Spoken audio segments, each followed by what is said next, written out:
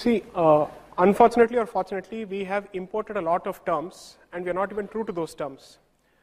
What is the left and what is the right is not the left and the right in this country. Okay? Except for traffic rules which says keep left, nothing else left. And so many so-called Swadeshi organizations and organizations which are anti-imperialist effectively will have the same point of view on so many issues, particularly when it comes to keeping competition from outside away from India.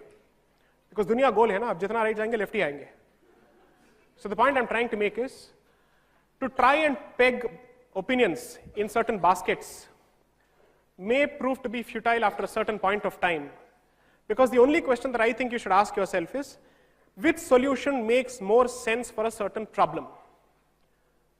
Because then tomorrow, if I say that I come from the conservative community or I come from the left liberal community, then I can never agree with a good solution which comes from the other side because I'm forced and put in a certain bracket. So largely I may have certain views, but there will be still areas of intersection, commonality and overlap. So according to me, there is no such thing as Hindu way of development. There is perhaps the dharmic way of development, and dharma here again I reiterate is not religion.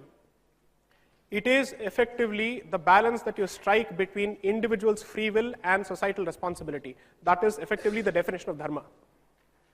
So you ask yourself, how do I strike a balance between somebody's choice and societal needs?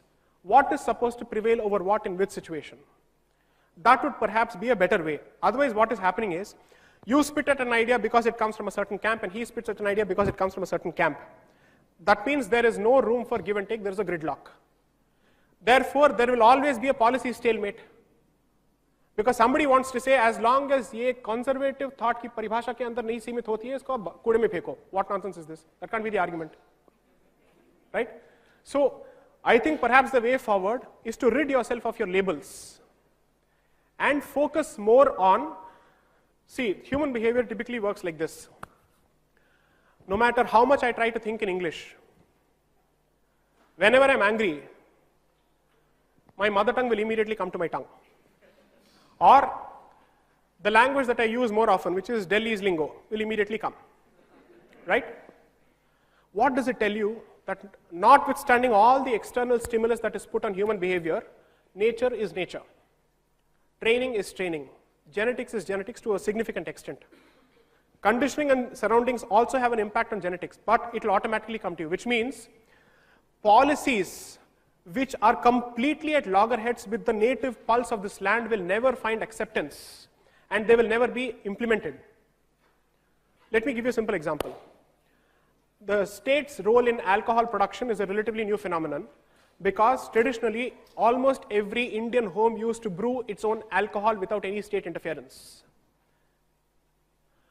Ganja today has acquired a negative status. Just try and read the Indian Drug Hemp Commission report of 1893-1894 written by the British.